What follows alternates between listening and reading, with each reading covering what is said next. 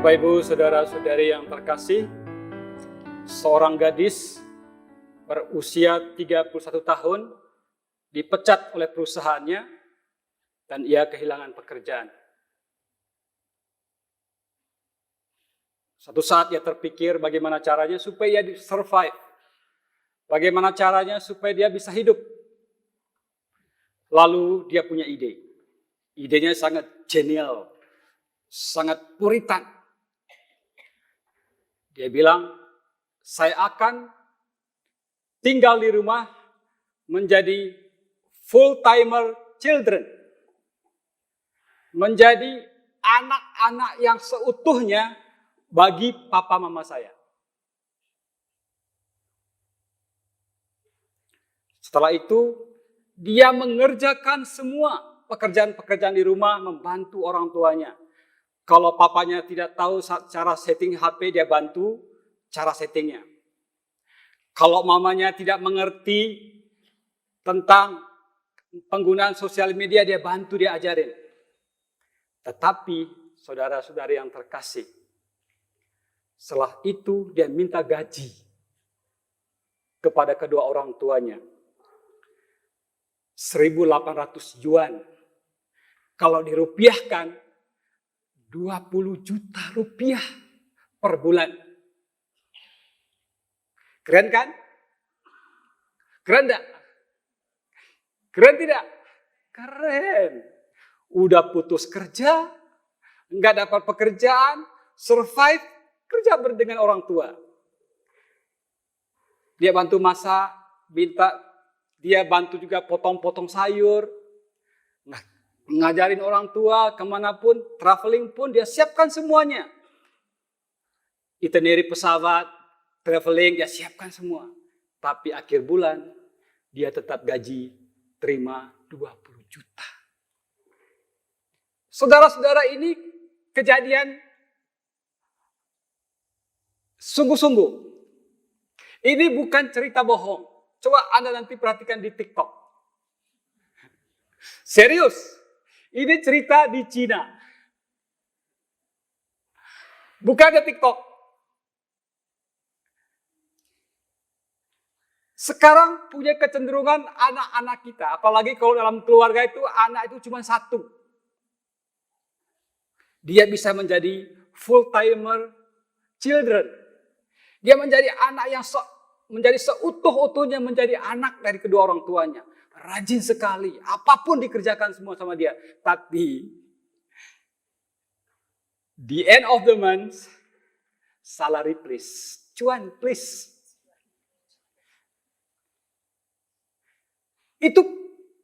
Inilah ciri khas anak-anak zaman generasi Z. Zaman yang tidak kenal apa-apa, hanya kenal internet. Semua digerakkan oleh sosial media.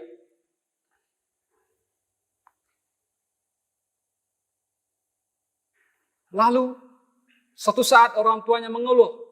Namanya Chan Chu. Cari aja di top. Ini cerita benar nih. Serius. Orang tuanya ngeluh. Aduh, ini anak ini kok kayak gini ya. Tapi dia gak peduli. Namanya menyangkal diri, bersusah-susah, berkorban, tidak ada dalam kamus anak itu. Gak ada dalam kamus. Apalagi dalam kitab suci. Dia menetapkan standar kepada orang tuanya. Aku akan mengerjakan semuanya, tapi please cuan di akhir bulan. Namanya rela berkorban. Bekerja keras. Itu enggak ada dalam kamus anak generasi Z. Semuanya di jari. Apapun. Lalu pertanyaan kita, apakah masih relevan Yesus menetapkan standar bahwa menjadi muridnya harus menyangkal diri, memikul salib, baru mengikuti dia? Masih relevan? Ayo, jawab. Masih relevan? Masih relevankah ajaran Yesus untuk anak sekarang atau kita semua yang hidup di zaman generasi Z? Masih relevan? Masih relevan? Sebelah sini enggak, sebelah sini ya. Pecah dua, partai kubu A, kubu B. Saudara-saudara, saya akan berikan satu analog kepada kalian.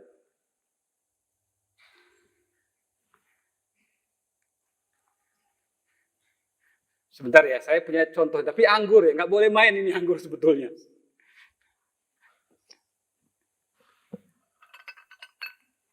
Ini anggur, ya. Kalau anggur ini dicampurkan ke dalam air, dituang begitu, maka air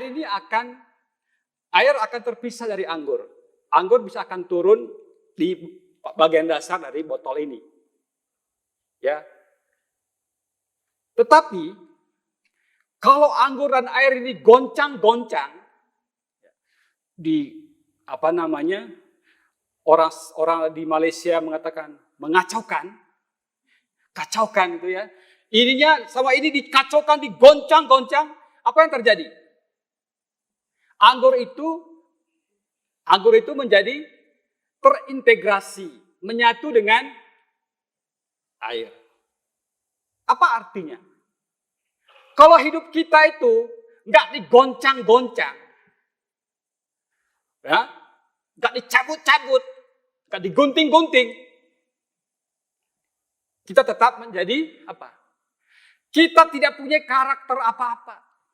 Nggak punya bisa buat apa-apa. Maka orang itu harus dikasih beban. Supaya digoncang-goncang, dikacau-kacaukan. Akhirnya apa? Menjadi berwarna. Air menjadi berwarna ketika dia dicampur dengan anggur. Sama. Contohnya seperti garam. Garam, butir-butir garam kamu celupkan ke dalam air putih dan dibiarkan selama mungkin 2 menit. Ketika garam itu tidak dihancurkan, dilarutkan dengan air, apa yang terjadi? Garam itu tetap menjadi garam, air tetap air. Tetapi ketika garam dan air itu dihancurkan, digocok, dikacaukan, apa yang terjadi? Namanya jadi air garam. Nah, Pater tolong kembalikan itu.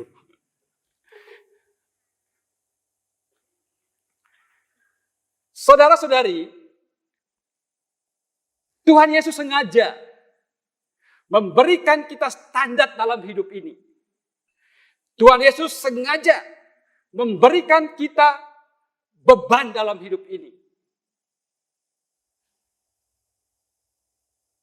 Kalau kita ini tidak dikasih beban, kalau kita tidak punya standar dalam hidup ini, hidup kita itu akan tidak punya ketangguhan, tidak punya daya tahan. Kita akan menjadi lembek leu. Maka saudara-saudari, ajaran Yesus pun tetap relevan sepanjang masa. Di rumah Anda tentu memberikan standar-standar kepada anak-anak Anda. Berupa aturan-aturan yang Anda berikan. Jam sekian belajar, jam sekian makan, jam sekian main HP, jam sekian tidur. Besok bangun jam 6, sekolah jam 6:30. Anda juga menetapkan standar untuk anak-anak Anda kan? Apa tujuannya? Supaya anak itu disiplin, latih disiplin. Dia dikasih beban, dia dikasih kesulitan. Supaya dia bisa tahan. Nah, Yesus pun memberikan kita syarat menjadi muridnya. Dan standar yang diberikan oleh Yesus itu berat, saudara. Berat sekali. 3 standar yang dia berikan.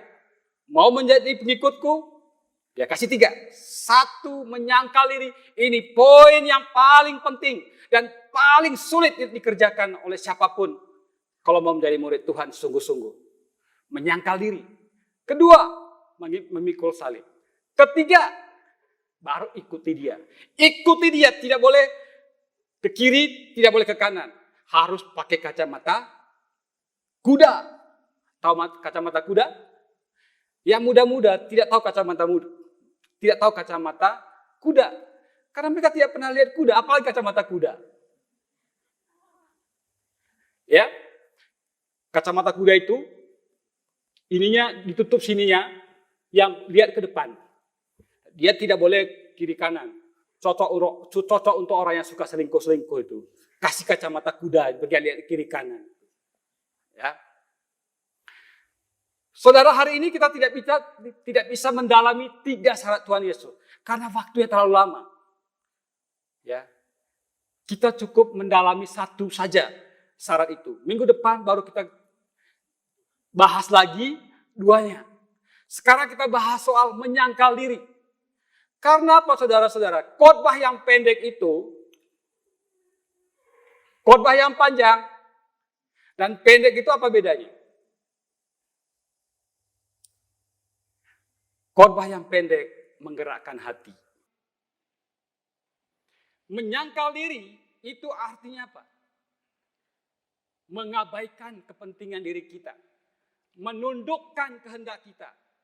Atau bahasa simpelnya, tidak menginginkan apa yang kita inginkan. Coba, ibu-ibu dikasih kartu ATM sama suami. Tahan nggak gesek itu kartu. Apalagi di mall. Ibu-ibu, jawab jujur, Bu. Tidak tergoda nggak gesekin kartu? Nggak tergoda? Nggak normal. Kalau itu nggak normal berarti. Kalau orang normal, dikasih kartu ATM, maka doa-doa ibu-ibu kepada suami itu simpel aja. Nggak usah panjang-panjang doa, Bu. Doanya, Tuhan, tambahkan ATM-ku. Isinya maksudnya. Nah, tadi menginginkan apa yang tidak kita inginkan, itu namanya menyangkal diri. Sama seperti Tuhan Yesus. Dia tidak menghendaki apa yang dikehendakinya. Tapi ia menghendaki apa yang diinginkan oleh Bapaknya. Maka dalam dalam Yohanes pasal 6 ayat 38. Di situ Yesus menyatakan tentang bagaimana dia harus menginginkan apa yang dia tidak inginkan. Dia mengabaikan kehendaknya. Dia tidak memperhatikan kepentingan dirinya. Aku datang ke dunia. Yohanes 6 ayat 38. Aku datang ke dunia bukan melakukan kehendakku, melainkan melakukan kehendak Dia yang mengutus aku. Yesus secara total tidak pernah memikirkan kepentingan dirinya. Ia memikirkan kepentingan banyak orang, keselamatan bagi orang. Jadi, menyangkal diri, mengabaikan kehendak saya, mengabaikan keinginan saya. Contoh praktis lah. Kadang-kadang kita melihat orang tua kita dulu. Saya nggak tahu orang tua sekarang. Orang tua dulu itu kan zaman lapar. Makan itu sangat terbatas. Anak banyak. Ya enggak? Zaman dulu, makanan terbatas, anak banyak. Karena filosofi dulu, banyak anak, banyak rezeki. Bagaimana caranya orang tua menyangkal diri? Dan mereka tidak pernah kenal kata menyangkal diri. Tapi mereka melakukan tindakan menyangkal diri. Apa yang mereka lakukan? Mereka bagikan makanan itu kepada anak-anaknya. Dan kepada dirinya, dia tidak siapkan. Lalu anak-anaknya bertanya, Ma, mana punya mama makanan? Dia bilang, saya sudah makan. Mama gak lapar, nanti saya makan.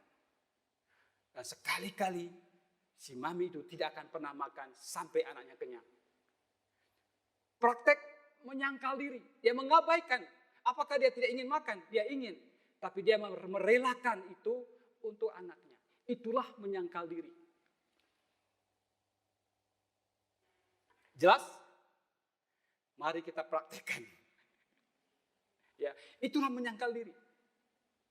Merelakan sesuatu yang ia inginkan tapi ia lakukan itu untuk orang lain.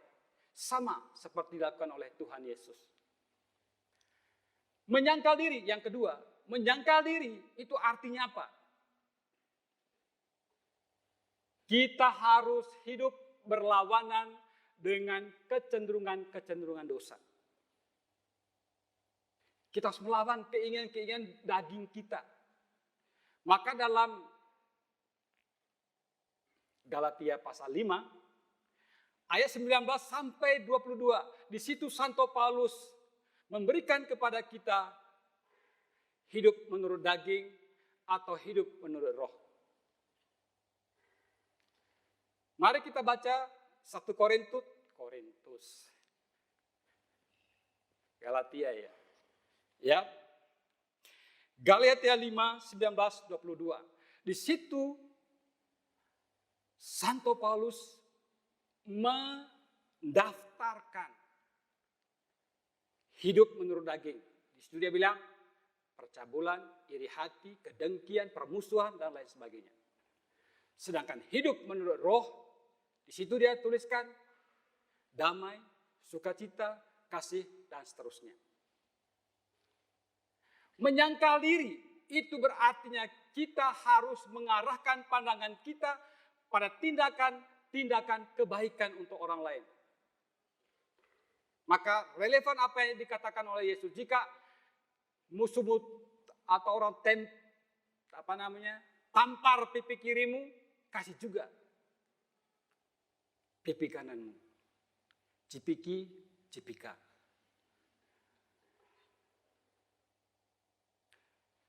Menyangkal diri artinya memberi ruang di dalam tindakan kita untuk cinta, perdamaian, ya, ugahari,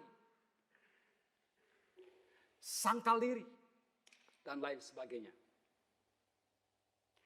Dan yang ketiga, menyangkal diri itu artinya apa? Menyangkal diri itu sama artinya yang dikatakan oleh Santo Paulus dalam bacaan kedua hari ini. Roma pasal 12 ayat 1 sampai 2. Bacaan itu luar biasa.